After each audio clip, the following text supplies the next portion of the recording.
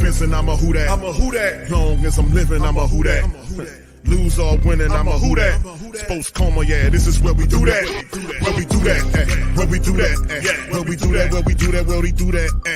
Boogie like Benson, I'm a who that. I'm a who that. Sports Coma, this is where we do that. Where we do that. Welcome, welcome, welcome. Somebody please better help. Running this thing like Elf. I thank God every day I'm not a felt. Go to YouTube Live with Big Q and the guys. If you ain't ride or die, the bandwagon get flipped. Been marching in, that was way for the ring. I was yelling out your shame for the championship. Bucking on town, duck down. Falcons, pluck, get shut down. Panthers ain't much touchdown. The vision really belong to us now. So much hate on the Saints, you could probably tell. Ever since Bounty Gate hit the NFL, when things seem fishy and you probably smell the crooked referees on Roger Goodell. Yeah, probably like this and I'm a who that. Every day I'm living, I'm a who that. Lose or winning, I'm a who that. It's the Sports Coma, this is where we do that. Where we do that, where we do that, where we do that, where we do that, where we do that. Boogie like this and I'm a who that. It's the Sports Coma, this is where we do that. You're listening to the Sports Coma with Big Q and the guys on the WR Media Network.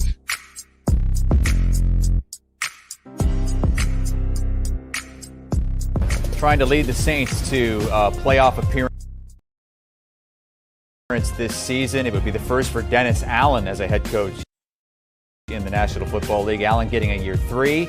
Derek Carr, really good in the final 5 games of last year's regular season. Saints went 4-1, just missed out on the playoffs at 9-8. Carr with our Jonathan Jones. Jonathan Jones alongside New Orleans Saints quarterback Derek Carr. Derek, thanks so much for joining us. Absolutely. Thank you for having me. Of course. Second Saints training camp. Yep. First with Clint Kubiak as your offensive coordinator. Yep. Usually takes a little bit of time with any new offense. Yep. How are you dealing with any sort of growing pains, and how are you trying to accelerate the learning process? Yeah, one thing I've been doing is, I've just been trying to get double the practices, so whatever my reps are, that's one thing. I was like, maybe if I, get some more reps at it in that sense, I've learned about 8 to 9 different offenses, So I was like, this time around, I was like, before practice, I'm gonna get here super early, run through the practice one time, then run through it again when we do it. Really? And so I just double up. So if we get 24 practices in, double that up, at the end, and if we get 30 practices in, double that up, so like for me, that's what I've been doing, all off season, and now just to try and get ahead. And there's still going to be mistakes because you got to do it full speed in live reps. Still things you're getting comfortable with. There's some reads I'm very familiar with, and I can do those in my sleep, but there's some new ones that, I'm still growing comfort in those, and we're trying to find which ones are going to be ours for the season. But it's been a fun process, and Clint is an amazing guy to play for. I've thoroughly enjoyed it. Your offensive line, pretty new look offensive line. Got a rookie left tackle in Tali Fuaga. Just what are you seeing from them? We've had 3 straight days of padded practices out here. Yeah. I know yesterday I heard about the defense and how they were letting everybody know how they performed yesterday. Yep. Seemed like they had a decent day out here as well, but also you guys were in a lot of unique third down situations today, right? Absolutely. So, they stop us twice on a third down, but percentage-wise, if we're over 50%, that's usually a pretty good day for the offense. So we'll let them jump around and shout and all that kind of stuff. But yeah, we've been getting after it, both sides of the ball. What the beautiful thing about our team is it's been so back and forth. It's not just one-sided. So it shows you, especially with good competition, that, we're going to be pretty decent on both sides of the football. We got a long way to go, but you talked about Tali. Tali, man, I'm just so proud of his work ethic, his mentality. He's quiet, but at the same time, there's a violence to him, and it's like he's very meek, but that there's power, under control, and when he lets it loose, man, it's so fun to watch. And so, again, he's a rookie, he's going to have growing pains, and that's part of football, that's part of life. But one thing I learned from Peyton Manning is like, hey, you got a young guy playing there, you overcome it. That's one thing Peyton would talk to me about. He's like, you're the quarterback, learn to overcome things, and you just keep, and that's. Obviously we know the reality of situations, but that's the mindset as well. If he has a bad play, how can I help him on that play? Yeah. And so all those things come into play. The reporter just standing there, man. He's like, man, this dude here, man, he can go, man. All right, shout out to y'all, man. Appreciate y'all being in this one, man. Welcome. You're now rocking with the Sports Coma with Big Q and the guys, where we have intense, entertaining, educating, and enlightening sport talk from your favorite sports fam. I'm Big Q. Feel free to hit the like button, hit the subscribe button. We're in here talking Saints, man. Much love to the fam. I see y'all. Appreciate each and every last one of y'all in the chat. Much love to our Patreon champions, our YouTube membership family, and the entire Great Saint Think Tank. I salute you guys and gals, kings, queens, kings. Shout out to you all. We up in this thing. So listen, not going to hold you guys for a very long stream tonight. I know the Saints are off for Thursday, but they'll return Friday and a few more days and kind of work this practice thing. Tonight is the Hall of Fame game going on right now currently with Chicago, and they're kind of doing their thing as the Texans are up right now. And, we'll see what's going on right there. Not too much to talk about with the Hall of Fame matchup. But anyway, it is football, right? It is football. But anyway, man, let's get back to this. We got this and some news also to kind of cover in this episode of the show as we kind of zone in on the fact that the Saints did re-up with wide receiver. Actually, not re-up, but they brought him back. You know, we've seen Marquez Callaway, and he was, it's interesting because the Saints turn around and bring Marquez Callaway back to the team. So another wide receiver coming back to the team. And listen, I was expecting the Saints at some point to kind of do something like, kind of bring in a wide receiver, a veteran wide receiver, because our room is very interesting. Like some of the guys, like you look at Cedric Wilson, he had the issue, kind of figure out what's going on there. A.T. Perry in his second year, they're looking for him to step up here. Then you have a bunch of guys that are very inexperienced. And that's the reality, man. A lot of inexperienced players. And then you get behind, like with Cedric Wilson hurt, the next veteran there is Sequemius St. Brown, who's been a guy that is woefully lived up to his expectations coming out of Notre Dame. A lot of people thought he was going to be a very good wide receiver. He has not lived up to those expectations. Stanley Morgan Jr. hasn't really done much. Bub Means is dealing with a little issue with his shin. Mason Tipton has been consistent and shining. Kevin Austin Jr. hasn't done anything. Jermaine Jackson hasn't done anything. So the Saints have talent, but very inexperienced. So Marquez Callaway comes back to the team and they kind of do their thing. So let's kind of cover this and then we'll jump right back to the Derek Carr interview as the Saints Inc. wide receiver Marquez Callaway, while they're waived injured tight end Tommy Hudson. So there you go. The Saints get rid of him, and he's basically was going to head for the practice squad, if that.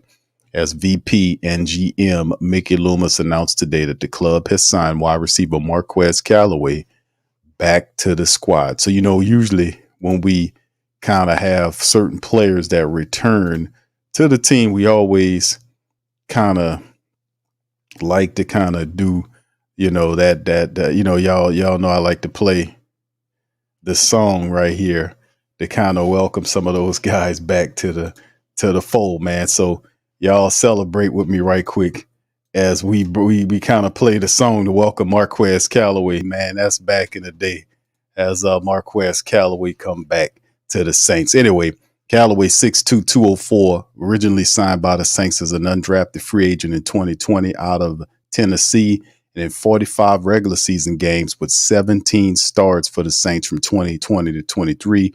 He recorded career totals of 83 catches for over 1,000 yards with 7 touchdowns, even punt return 14 punts for 149 yards, an 11-yard average, and returned 4 kickoffs for 94 yards and 23.5 average. He earned a roster spot in 2020, caught 21 passes for 213, returned 11 punts for 122 with an 11-point average.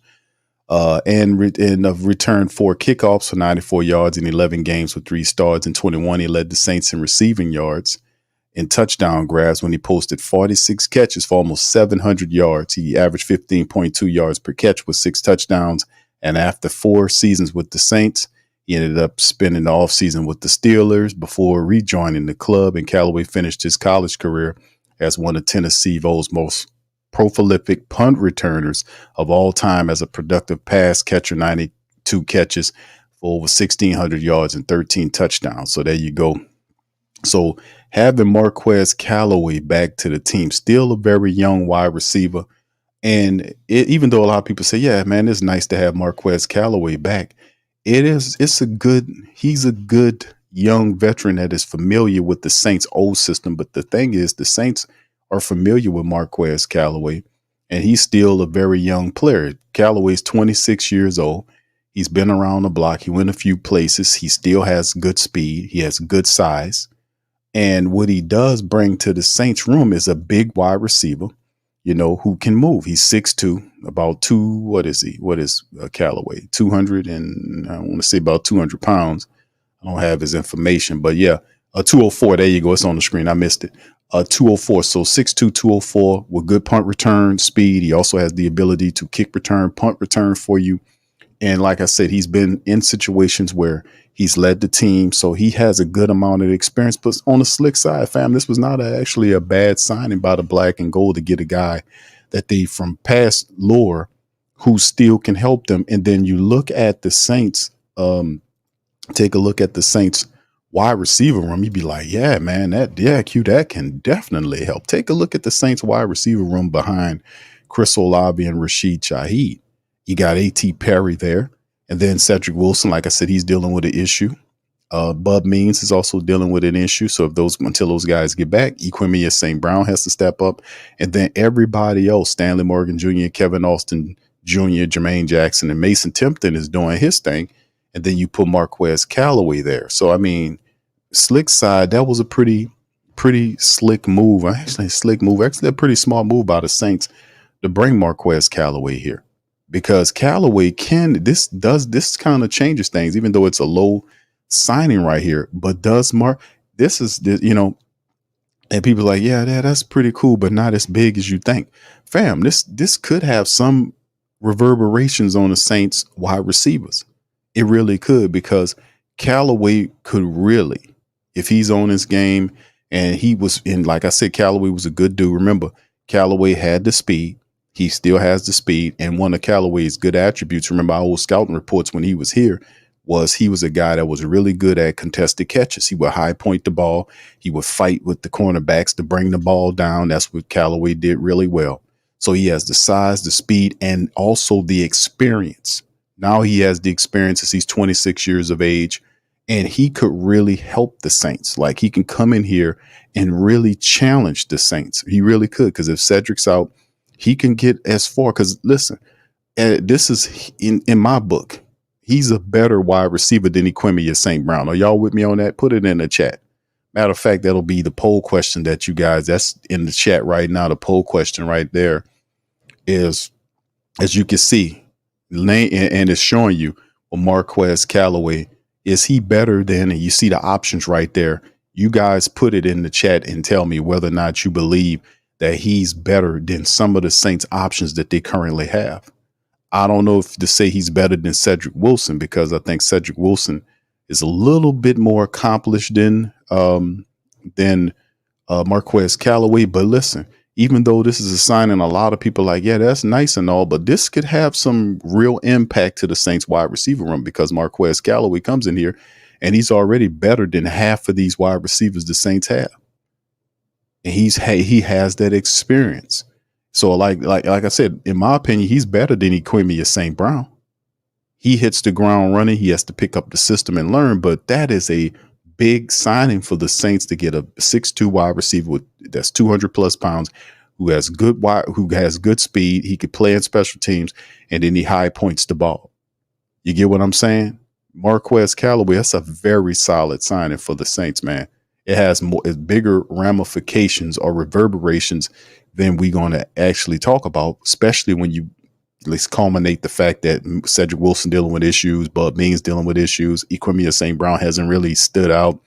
The only wide receiver that's really stood out outside of what Rashid Shaheed and Chris Olave were doing was Mason Tipton.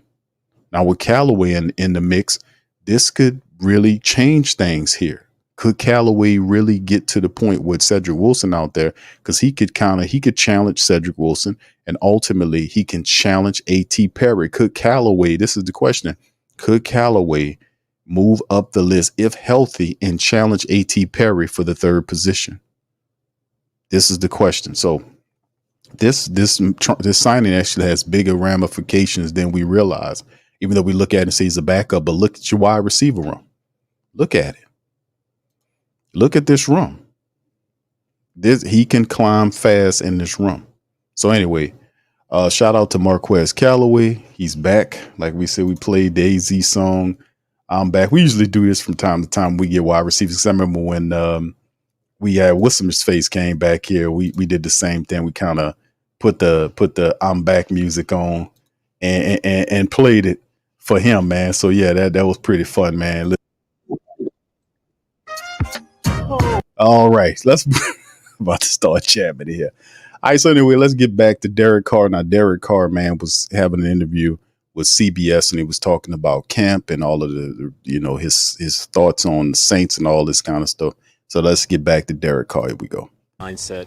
Derek, I know you talked a lot last year about blocking out the outside noise, about being better, not taking that stuff in or allowing it to come in. Yep. Were you successful at doing that last year, and are you getting better at it? Absolutely, yeah. That's you damn who that's. Now y'all need to stop talking about Derek Carr. Definitely did a good job because, the process took longer than we thought it would. But that last half of the year, that last 6, 7, 8 games, whatever it was, we really played really good football. Especially on offense. Not the whole season, fam. The last 6 games of the season. Play really good football. It's a positive, yes.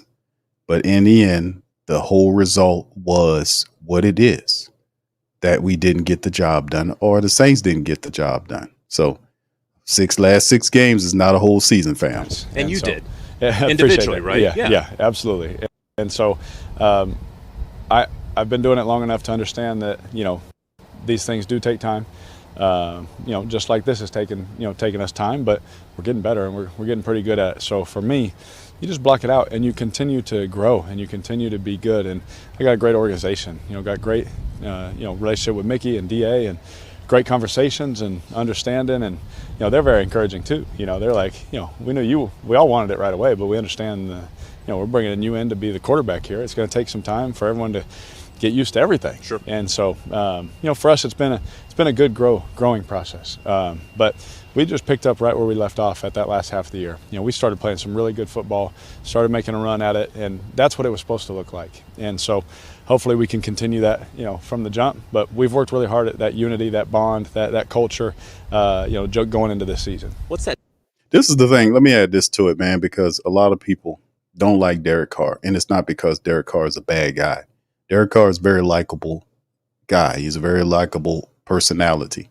The issue is his football on the field. Statistically speaking, I don't want, and these people who know when you watch these games, it's different than what the stats they show, because they'll show the stats and say, oh, he had 28 touchdowns and 8 picks or whatever the case may have been, through this amount of money, this amount of yards. And, oh, man, that looked good. And then the spin on it is the last 6 games of the season. Well, guess what? That's true. They did play better as a whole the last 6 games of the season, but 6 games, like I said before, do not make an entire season. And besides, that was a total different offense now. So I don't know what the correlation between how they played last year at the back of the season and the fact that you have an entire new offense got anything to do with each other. But in the end, the whole situation why people don't like Carr, let me explain it to some people who might not understand what a lot of who-dats don't like. I'm not giving Derek Carr a pass because he didn't really follow Drew Brees. He was the biggest name. Like, they threw a bunch of money at him behind Drew Brees. And he's a guy that been in the game when he came here 10 years. So when he got $150 million, it comes with that amount of scrutiny. $150 million comes with all of the pressure.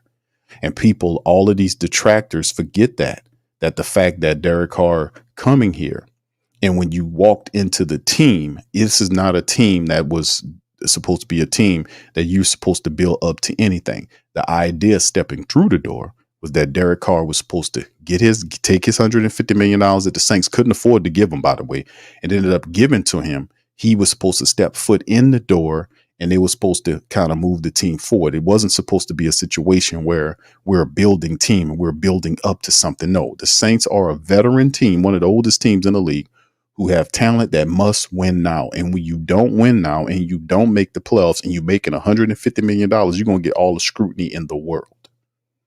And the QB is a diva position. So if the guy balls out, he's going to get all the credit. And when he fails, the majority of the time he gets the blame because he is the leader of the team on the field. That's the reality. As a person, Derek Carr is very likable. But the situations that occurred last year with him fussing at wide receivers, not taking any responsibility for dumb shit that he was doing, staring out on the field, not preparing properly and doing all this kind of stuff. And a lot of it's on him because you can't tell me the man don't know he's staring down shit if he's looking at the film. Come on. You're not that detached from reality. But also a lot of what was done to Derek Carr in the failure mode was effed up because they were pumping him up with pills. Actually shots. They was shooting him up with shots, painkillers, after he got his self cracked up in that Green Bay contest. Then the remaining of the season, he was on being pumped up with painkiller. And I thought that was an egregious move by the Saints organization to do that, to treat him like that, to have him out there and he was still taking hits. So most of the games, if you watch the games, Derek Carr, his eyes was bucking out of his head. And I was like, this dude was playing. He was throwing the ball above wide receivers' head. He was throwing it at their feet. All this was going on. And then they're going to sit up here and pretend like wide receivers wasn't seeing what they were seeing. They was frustrated, upset. Hell, 2 of them got arrested because they was frustrated. One dude was speeding all over the place, got arrested, never had no problems at all. Another dude got frustrated. So, I mean, like I said, man, I know what we seen, and we ain't going to let no assholes out here tell us, oh, that's dead. Nah, that's there. Nah, we seen it all. We watched it all. Take that stat shit up out of here. We watched the games. We ain't talking about no stats. You look at the game, it's different. So, like I said, he has to improve and the scrutiny will increase. There was no taking Derek Carr away from pressure. No, the Saints have failed. They've failed. And this is what, going on Dennis Allen's 3rd year. This is 3 years without being in the playoffs. 2 under Dennis Allen. And remember, the Saints are not a build-up team. This team was a team where you were supposed to hit the ground and run. That's how it worked. So if you failed, I'm not going to protect you from failure, especially when you're making a bunch of excuses on why you failed. We don't want to hear it. We don't want to hear it. You're not giving the money back and you're making a bunch of mistakes. So the hell with what you're talking about. We want to win. Bottom line. And if you can't do it, you got to get you up out of here and find somebody that does. That's what it goes down to. But in the end, like I said, I want to see the team do better. I think they have the personality to do it because last year you can't really compare what happened at the back of last year and this year. You can't because it's 2 different situations. That offense is gone. That garbage ass Carmichael is gone. It's a whole different situation. That's like saying in the first half of the season, then the last 6 games, hey, boy, did you see that? Yeah, but that ain't shit. We need you to do that the entire season. So talking about last year in that regard, when the system is not the same offensively speaking, I don't get that aspect of it. I really don't. Anyway, let's go. Next step for Chris Olave, because he has a really solid year last year. What's he have to do this season? Well, one thing in this league is, we did win 9 games. That, it's a winning year. But, when you win games, you go to the playoffs, then people see you more. And I think the more people see Chris, the more jerseys are going to get, bought from little kids, the more fans and fantasy owners are going to want him. He's just a dynamic player. He's unbelievable. He goes out here. It doesn't matter if he has a bad rep. The next rep, I'm coming right back to him, and he makes a huge play. Like, his mindset is unbelievable. Football is competitive. It's going to go their way sometime. It's going to go your way sometime. But he never stops. And I think that's the one thing I love about Chris is, he's another guy. He's quiet. He's not going to say much, but he's going to show you every rep. Like, if you don't bring it that rep, he's winning. So, and even if you do bring it, he still might win. That's how good he is. But there's one thing about him is like our trust and just learning where he wants that ball, and me showing him, telling him where I need him and things like that. And we had some big ones today, and things we talked about. I need you right here, and he does it. And that right there is growth for both of us. That just that's the next step, right? Yeah. Us growing together, and that's really all it is, because we all have it in there. It's just doing it together on time. And what he's saying about 9 wins is winning. No, it's not winning. Playoffs is winning. If you win 9 games, it's not a winning record.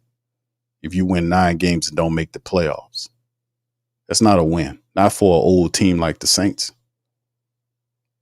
A team that's cap struck with a time window, 2 years, with some of his best players, and outside of the time window, what's up? No, 9 wins is not a winning record.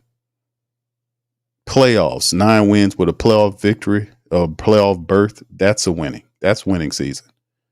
We measure that shit by getting to the playoffs, man. We didn't get to the playoffs for 3 straight years. 9 wins don't help us at all. If you don't make the playoffs, it doesn't. I mean, aren't we playing for an opportunity to get to the playoffs so we have an opportunity to take on or to do that? No, 9 wins, not my philosophy. 9 wins don't count for shit for me. It really doesn't. Not with this team. Maybe for a team that hadn't, like a young team that's trying to build up on something. It's different when you have a young team like the Texans. Let's say the Texans, what they did. D'Amico Ryans got there. Took the team. He got there the first year and took a team that's been perennially losing and took them to the playoffs. And not only did he take them into the playoffs, they won a playoff game. Didn't they win a playoff game? Amazing. And we got the Saints with all this money being spent, all this stuff happening. We should be able to do something similar too. You would hope. But anyway, let's go. Then last question for you, Alvin Kamara. Yep. Right. There's a business aspect to it, and I'm not bringing that up with you. But what's it like having him out here, that veteran presence back there, as well as we can talk about him being a veteran, but he looks pretty spry, right? He's unbelievable. His 0 to 100% is quicker than anyone I've ever seen. Really? That's why. Even now, 29 years old. Even still, they do the numbers in there on our little chart, on our sprint machine and all that kind of stuff, and he's still like the fastest 0 to 60 guy that we've ever seen. And I'll say this about his whole situation too. I think him just being here says the most he could. He doesn't even have to say anything. He is like, look, I'm going to put myself out there. I'm going to go out here and risk everything, so to speak, business wise. We're talking relatively. Sure, of course. I'm going to risk it, but I'm going to be out here. And whoever he's trying to get that message to, I hope that speaks volumes to them. That, hey guys, I'm still here for the team, and that's what AK has always been. He's been a great teammate for me since I got here. He's been a great leader.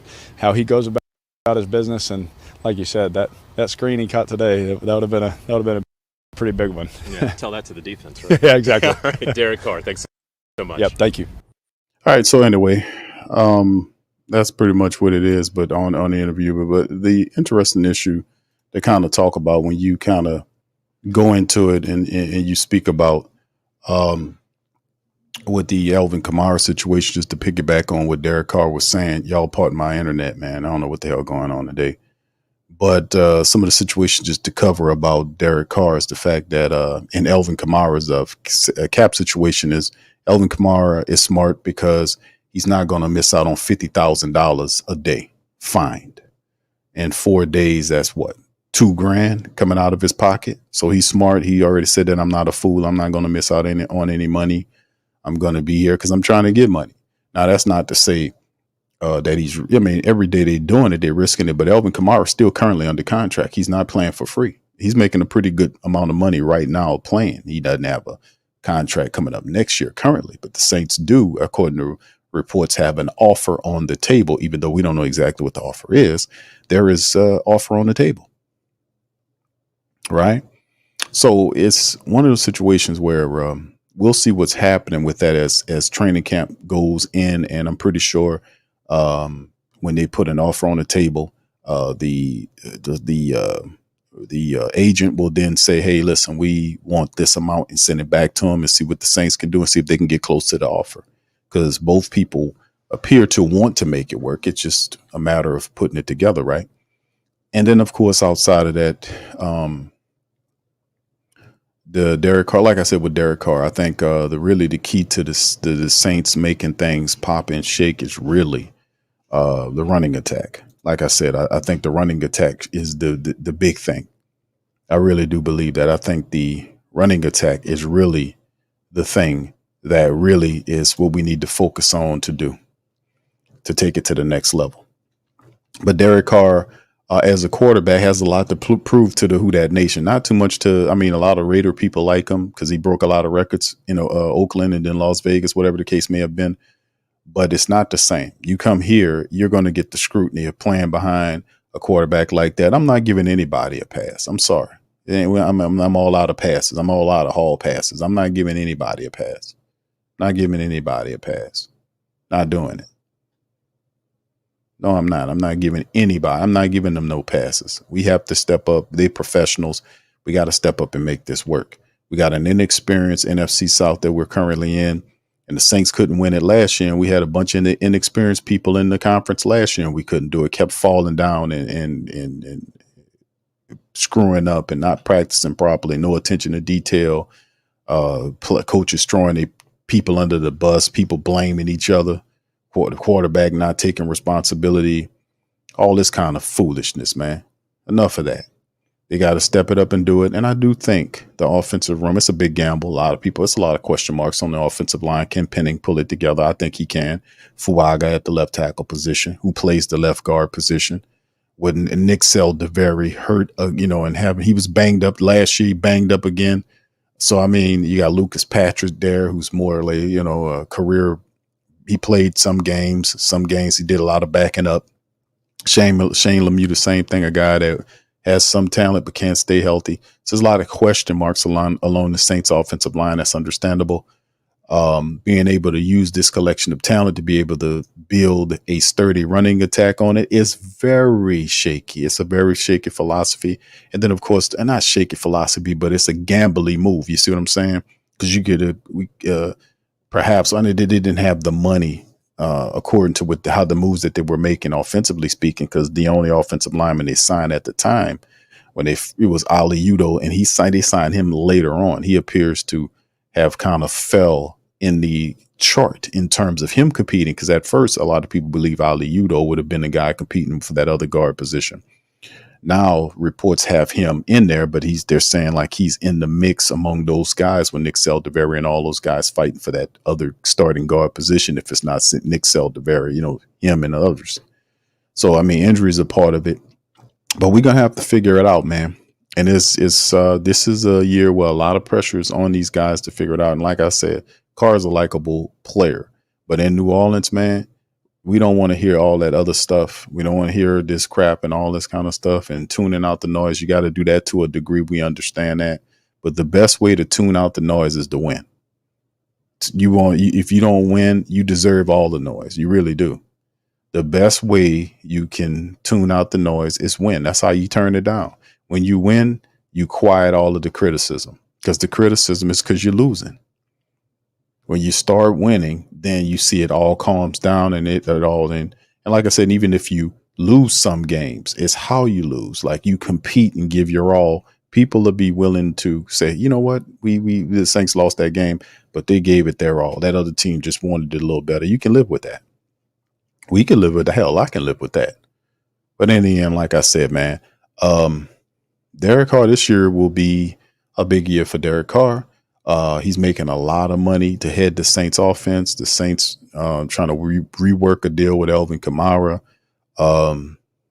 They have a very inexperienced majority of the linemen for the Saints are inexperienced. We got a rookie at left tackle, an inexperienced third-year first-round draft pick in Trevor Penning, who's trying to fight off confidence issues at the right tackle position. You got a mesh-up of different players at the left guard position. So it's very gambly. The institution of an entire new offensive system by Clint Kubiak and Andrew Janoku and others. And it's a very gambly move, but bold. And I do, like I said before, I like bold moves. I think that is the key to having victory in life. You have to be bold. You can't always play it safe. Playing it safe is you get just what you get. Sometimes you got to make the step. You got to be bold and make a bold move to get something higher in life. You see what I'm saying? A bold move and smart move. You got to be bold, but still smart. The Saints took a chance on it, and I applaud that because they needed to do something, and they put in a new offensive system. The only thing is, we talk about how the 49ers system looked, but that offensive line is a lot different from the Saints line. You see, they have a pretty good offensive line over there. So the Saints can take this collection of offensive linemen and make it work. And then, like I said, early in the season, that's going to be the key to it early in the season. Let me see if I bring up the Saints schedule, because I always talk about this. And then I'm like, yeah, next weekend, the Saints will play Arizona. We'll get to see our guys in the first preseason game. And of course, I'm going to be here on the Sports Coma representing, you dig? Breaking it down about the black and gold, baby. You know, your boy going to be here doing the play-by-play, doing what we do. And then let me kind of move on to this, fam, because hold on here. Let me see if I can share this with you here. And hold on here. Can I share this? Hold on here. Let me see. Maybe I can share this. I'm trying to share my schedule with y'all, fam. Because, man, let me tell you something. This is something else right here, man. As you can see right here, this schedule right here, Arizona, like I said, it'll be on the 8th. Boy, it's next week, fam. We're going to have some preseason Saints football. The season is here, man. It's here. So there you go. Saturday, not this Saturday, it's upcoming Saturday, but the Saturday after next, Saints against Arizona. Then the following Sunday after that, the Saturday, then Sunday, then the following Sunday, the 18th of August, middle of it, you get San Fran. And then the Sunday after that, you get Tennessee. That's the first home contest. And then you get September the 8th, you get the first regular season game in the Dome against Carolina. So this is the schedule, like why it's so difficult and impending for the Saints. Like it's all about business right now. And it should be all about business because the schedule makers did not do the Saints any favors for this schedule. And like I said, I ain't going to even scroll all the way down past week 8. But if you just take a look at the first 8 games of the season, these are not pushovers. I know people focus in on Dallas and Philly, Atlanta, and Kansas City because that's a nice gauntlet of 4 teams. And it's a lot of emotional, raw energy in those 4 games. Like Dallas is a team that's our second biggest rival going west. Philadelphia is a team that we've struggled to beat with Jalen Hurts is healthy. The last time we beat Philly was Gardner Minshew was there. He was terrible. Atlanta is another team that has a lot of emotional energy. We'll see Kirk Cousins. We have to go up there. That's going to be interesting. And then we have the Monday night matchup against Patrick Mahomes boys in Kansas City. That's going to be interesting. So Dallas, Atlanta, and Kansas City are away games. They're playing them in their building. And like those games are going to be tough. Kansas City, we hadn't played Kansas City that well, obviously, as of late. And then you have the Tampa Bay Buccaneers, who you can't overlook. Tampa Bay did win it. Didn't they win it last year? They won it last year. Tampa Bay and Baker Mayfield Tristan Wolf got this big, ridiculous contract. I seen that today. Tampa Bay is going to be a team we need to watch out for. That's not going to be because we look at those first 4 or 5 games. We're like, man, that's the gauntlet. But don't forget Tampa Bay as we come home. And then on a short week, you got Sean Payton's club, which you should beat. But it's a short week. And then, of course, you get a little mini bye, and then you have to travel to L.A. to take on the Chargers. And that's Harbaugh over that team with Justin Herbert. And they actually got a pretty decent team. They're not talking a lot about the Chargers, but they do have some talent on that team. So, like I said, we still in there behind them. You got Carolina, but the reality is the Saints early on have some really talented teams that they're going to have to take on. So we can't be about the BS. And that's why it's so imperative that in preseason, like when we see these games against Arizona and San Francisco and Tennessee and getting ready for the regular season and tuning up. And then, of course, guys being healthy is a big part of it. Guys fitting in, doing what they're supposed to do, getting the system together as we get tuned up, because early on, the Saints have a very difficult season. Like I said, They overlook Carolina. A lot of people overlook Carolina, but Carolina could be a trap game for the Saints if you don't be careful. Anybody can lose. Anybody can be beaten on any given Sunday. And if you're looking past Carolina, looking at Dallas, you might get your issue. So we have to focus in on that. Because wouldn't that be terrible if the Saints lost to Carolina and then have to go to Dallas to beat Dallas and then Philly and then Atlanta and Kansas City. But really, a lot of people don't think we'll come out of that gauntlet. I think the Saints could come out of that victorious. I think they can beat Carolina. I love them to beat Dallas. Philly is going to be difficult, but it depends on, our ends. With Granderson, a lot of these teams we had issue with in the past, we have personnel that covers up the Achilles heels that we have. Like we used to have guys that couldn't cover the ends, and quarterbacks had that escapability. They would just get around the end and create outside the pocket. That's what Jalen Hurts would do. And other mobile QB threats would do is that they just leak outside the pocket and just buy time and make plays on the run. We got guys that can contain the quarterback and put pressure on the pocket and even push the pocket from the interior. And, and plus we got a very good secondary, which should help. So the Saints last year have to really step it up. Y'all remember, like last year, man, the Saints run defense wasn't all that, man. The Saints gave up a lot. They gave it 119 yards a game running the ball or something like that. Y'all remember that? So even though, and then the sacks, we had to get more sacks and more pressure, which I think we'll do. But also the big emphasis on the Saints, they have to stop the run better. I think that Willie Gay helps out on some of our interior guys like Christian Boyd. He needs to step up. We'll see. But they got quite a few people that we need to see handle their business, man, for real on this schedule. And anyway, before we get ready to leave, man, shout out to Ed Daniels, man. This is a report right here that I wanted to play for you guys about Ed Daniels. They had a rosary that was held in New Orleans praying for Ed Daniels, who had suffered a medical emergency. The report saying that he had a heart attack. And with some reports originally that came out was saying that Ed Daniels, who's a local legend in the Crescent City, been covering sports for well over 30 years. And like I said, I often give Ed Daniels a lot of shots. Ed Daniels is actually follows the Sports Coma via LinkedIn. Ed Daniels is a cool dude, man, and it ain't too much I disagree on Ed Daniels about, and every now and again I might disagree, but not too much. But Ed Daniels is dealing with medical emergency. Last time when the reports originally happened, Ed Daniels was on, I don't know if it's, allegedly was on a ventilator. So I don't know. We just pray for Ed Daniels and his family, man, as well. So this is a report from WGNO as they're talking about it. Here we go. And I'm Susan Rosejan. Hundreds of people gathered in Metairie tonight to pray the rosary for our sports director, Ed Daniels. Ed suffered a medical emergency last week. Tonight, his family and friends prayed for his recovery with a New Orleans touch. The church bells at St. Philip Neri Catholic Church in Metairie gave way to praying the rosary New Orleans style.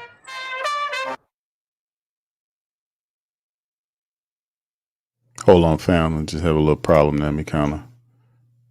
To praying the rosary New Orleans style. After the prayers were finished, James Andrews added a New Orleans style exclamation point to make sure heaven is listening. And the t-shirts worn by Ed's family and friends said it all. Storm in heaven for Ed Daniels, because that's how Ed operates. Just ask Robert O'Shields, who worked with Ed here at WGNO for more than a decade. He's a fighter. We all know that. I mean, he runs around that newsroom and he takes over the room. And he's going to fight. Also praying the rosary for Ed, the author of Crescent City Sports, Ken Trahan, who knows him better than almost anyone. He's passionate, he's compassionate, he's loving, he's giving, and he's been my best friend since we went to high school and college together. Shout out to Ken Trahan, man. That was another real popular sports host back in the day, man. Shout out to Ken Trahan, man. Trahan knows how. For 32 years now, Ed Daniels' Friday Night Football program has set the standard for great local coverage. It's a big reason why Ed is a living legend here. And even though the pros get the money, Friday Night Sports makes sure the kids get plenty of attention. Just ask downtown deli owner Mike Serio, a friend and fan of Ed's. And that's the lifeblood of sports. It's got to start with the little kids and work your way up to the old guys like us. And as the prayers were offered up, there was also a confession from Otis, one of the grandkids who Ed so adores. Well, he would always be joking about, because our grandmother would be like baking cookies, and he would joke about stealing ours.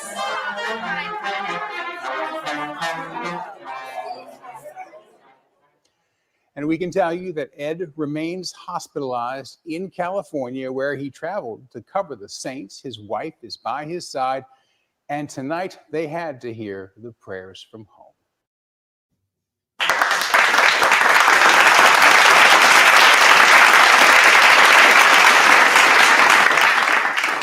Shout out to Ed Daniels, man, and his family, man, and prayers and blessings. And for the mighty Who Dat Nation, that Ed Daniels gave a lot of support and wrote about and covered for a very long time. Y'all send prayers to Ed Daniels and his family, man.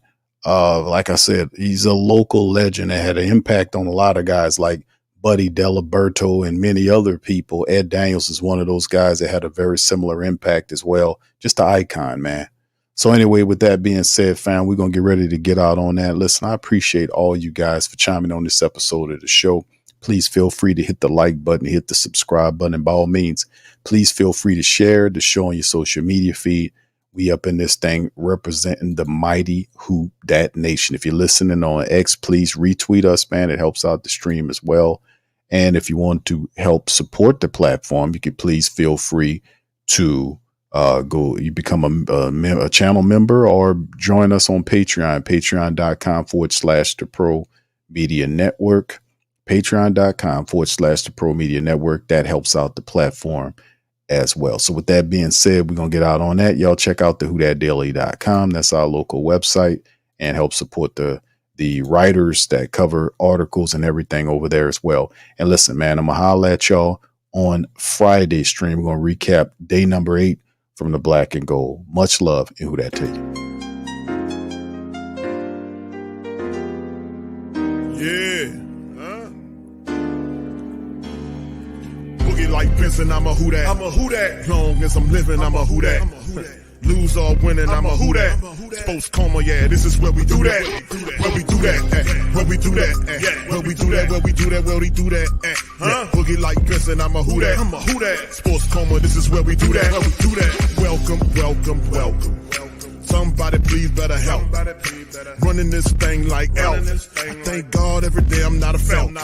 Go to YouTube Live with Big Q and the guys. If you ain't ride or die, the bandwagon get flipped. Been marching in, that was way for the ring. I was yelling out your shade for the championship. Bucking on Tampa, duck down. Falcons, pluck, get shut down. Panthers ain't much touchdown.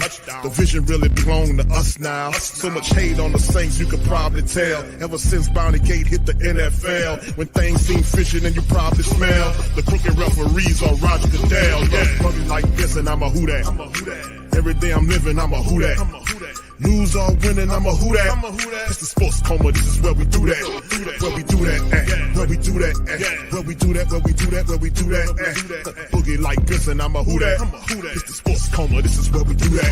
You're listening to the Sports Coma with Big Q and the guys on the PRO Media Network.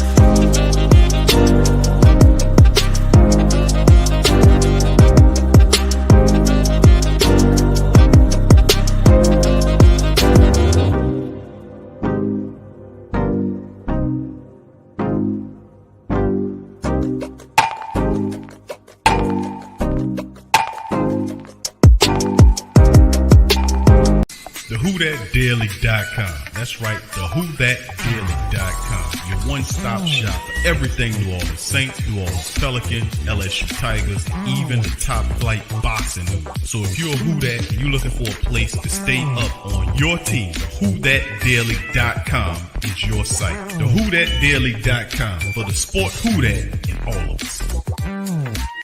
That's right, the Pro Shop is the platform store where you can go and buy all the latest merch to support the platform. Available at the Pro Shops, we have dozens of hundreds of products available for you and your family. Unisex tees for men and women, hoodies and sweatshirts, tank tops, kids and baby items, long sleeve tees, mugs, pillows, wall art, bath bedding, face masks, phone cases, stickers, bags, fanny packs, socks, hats, and many other items. Please feel free to check out the Pro Shops. The link is in the description section below. And remember, it helps the platform continue to grow. Check out the Pro Shop and Who That.